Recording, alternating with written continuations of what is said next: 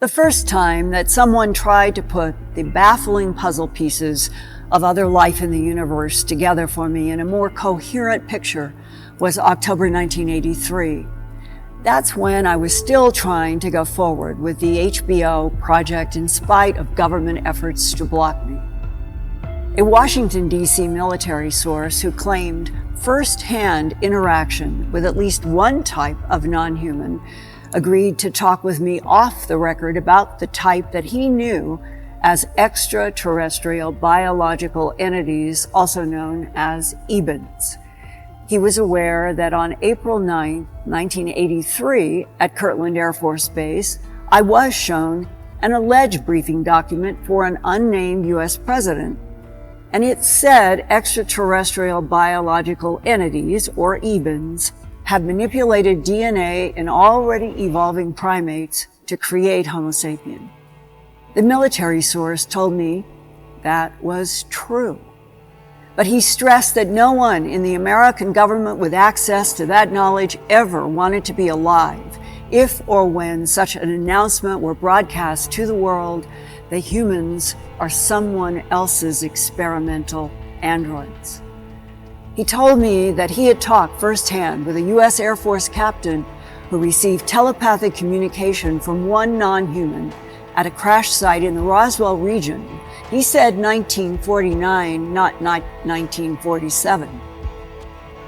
Because the captain, more than anyone else at the crash site, could clearly and correctly receive mind-to-mind communication from the non-human and Eben.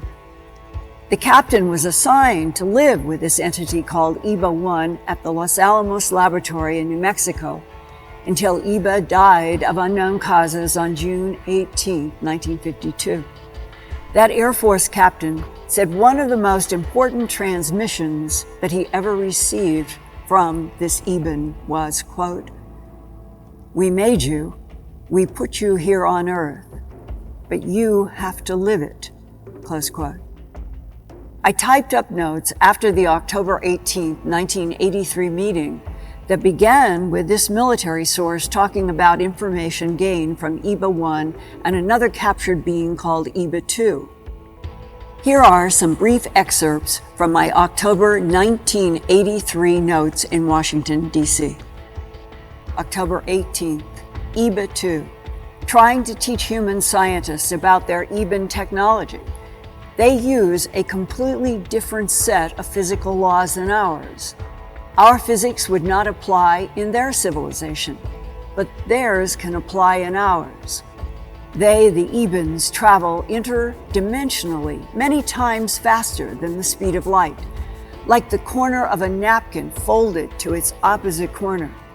There are many dimensions, two of which we might relate to, but at least a dozen dimensions we would not relate to. All Ebens look alike. Their society is worldwide on a planet in the Zeta Reticuli binary solar system about 39 light years from Earth. Hive minds, all telepathic. Leaders are for life. Even though they look pretty much the same, there are personality differences. The Ebens brought 5 different humanoid species, he said to me, juvenile delinquents possibly, from somewhere else in the cosmos to this planet Earth a long time ago.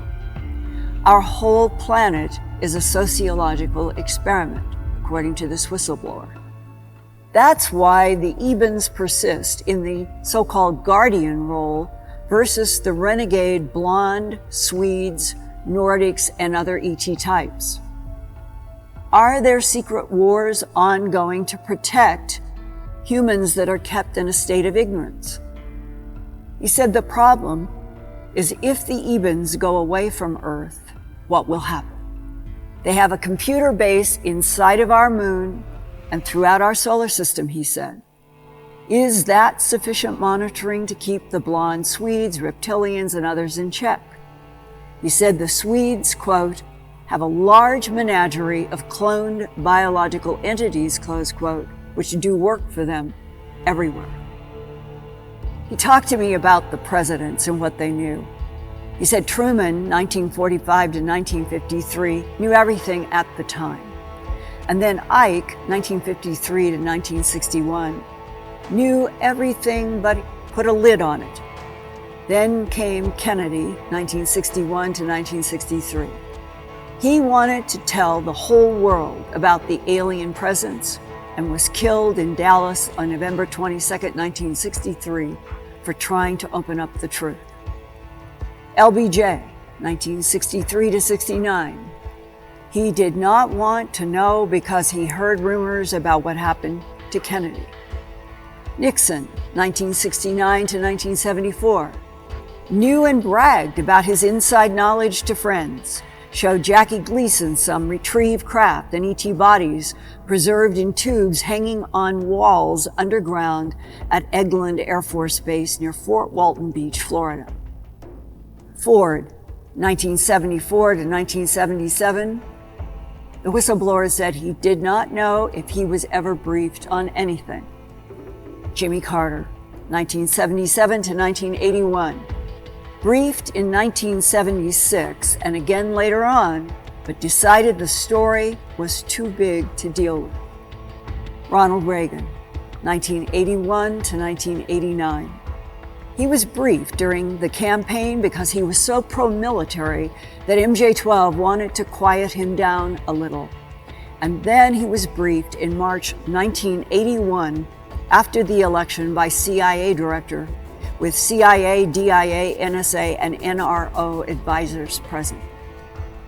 And about that word, reincarnation, he said that the Ebens described this, quote, only so many souls are allowed per planet, close quote. They are recycled constantly at birth and death. But why? After that conversation, I didn't know who to trust or what to believe in 1983. So I didn't do anything public with this Washington, D.C. military sources information. Then a decade later, an alleged 1950s government document was leaked on March 7, 1994. This is its title, quote, Restricted Psalm 101 Majestic 12 Group Special Operations Manual. Extraterrestrial entities and technology, recovery and disposal, top secret magic, eyes only, warning. This is a top secret magic eyes only document containing compartmentalized information essential to the national security of the United States. Eyes only access to the material herein is strictly limited to personnel possessing Magic 12 clearance level. Examination or use by unauthorized personnel is strictly forbidden and is punishable by federal law. Since the U.S. War Office was transitioned to the U.S. Department of the Army under the Department of Defense in 1949, the implication is that this Psalm 101 training manual for extraterrestrial entities in technology, recovery, and disposal was first produced before 1949 and updated in April 1954. The unofficial leak of this Psalm 101 manual started at a La Crosse, Wisconsin pharmacy when 32 pages of text and drawings showed up on 35mm negative film addressed to Don Berliner at the Fund for UFO Research in Maryland. The film was in an envelope postmarked March 7, 1994. Don Berliner gave Bob Wood, an aerospace engineer retiring from McDonnell Douglas, permission to print the negatives for study. The first negative frame was the Psalm 101 cover. Then on page 6 of the training manual is section 10, Description of Extraterrestrial Biological Entities, EBA Type 1 and EBA Type 2. EBA Type 1. These entities are humanoid and might be mistaken for human beings of the Oriental race, if seen from a distance. They are bipedal, 5 feet to 5 feet 4 inches in height, and weigh 80 to 100 pounds. Proportionally, they are similar to humans, although the cranium is somewhat larger and more rounded. The skin is a pale, chalky yellow in color, thick and slightly pebbled in appearance. This was odd to read, because the gray Ebens and other gray types are not described by people, let's say, in the human abduction or a whistleblower as chalky yellow in color. Is this yet another type or something related to the metabolism of the Ebens? I'm now showing a charcoal illustration that a government whistleblower told me, quote, is almost like a photograph of an Eben, the acronym the U.S. government uses for extraterrestrial biological entities. The Psalm 101 manual continues, quote, the eyes are small, wide-set, almond-shaped, with brownish black irises with very large pupils. The whites of the eyes are not like that of humans, but have a pale gray cast. The ears are small and set low on the skull. The nose is thin and long, and the mouth is wider than in humans and nearly lipless. There is no apparent facial hair and very little body hair, that being very fine and confined to the underarm and the groin area. The body is thin and without apparent body fat, but the muscles are well developed. The hands are small with 4 long digits, but no opposable thumb. The outside digit is jointed in a manner as to be nearly opposable, and there is no webbing between the fingers as there is in humans. The legs are slightly but noticeably bowed, and the feet are somewhat splayed and proportionally large. A second type on page 6 of the Psalm 101 manual states, EBA type 2. These smaller entities are humanoid but differ from type 1 in many respects. They are bipedal, 3 feet 5 inches to 4 feet 2 inches in height and weigh 25 to 50 pounds. Proportionally, the head is much larger than humans or type 1 EBAs, the cranium being much larger and elongated. The eyes are very large, slanted, and nearly wrap around the side of the skull. They are black with no white showing. There is no noticeable brow ridge, and the skull has a slight peak that runs over the crown. The nose consists of only 2 small slits, which sit high above the slit-like mouth. There are no external ears. The skin is a pale bluish-gray color, being somewhat darker on the back of the creature and is very smooth and fine-celled. There is no hair on either the face or the body, and these creatures do not appear to be mammalian. The arms are long in proportion to the legs, and the hands have 3 long tapering fingers and a thumb, which is nearly as long as the fingers. The second finger is thicker than the other, but not as long as the index finger. The feet are small and narrow, and 4 toes are joined together inside a membrane. Would a membrane around 4 toes explain tracks at animal mutilation sites where ranchers and law enforcement have described hoof-like tracks or ice cream cone-shaped tracks? It is not definitely known where either type of creature originated, but it seems certain that they did not evolve on Earth. It is further evident, although not certain, that they may have originated on 2 different planets, close quote. And this is from the Psalm 101 training manual. Today, I can add the probability that EBA 1 types genetically manufactured EBA type 2s to do work on this planet.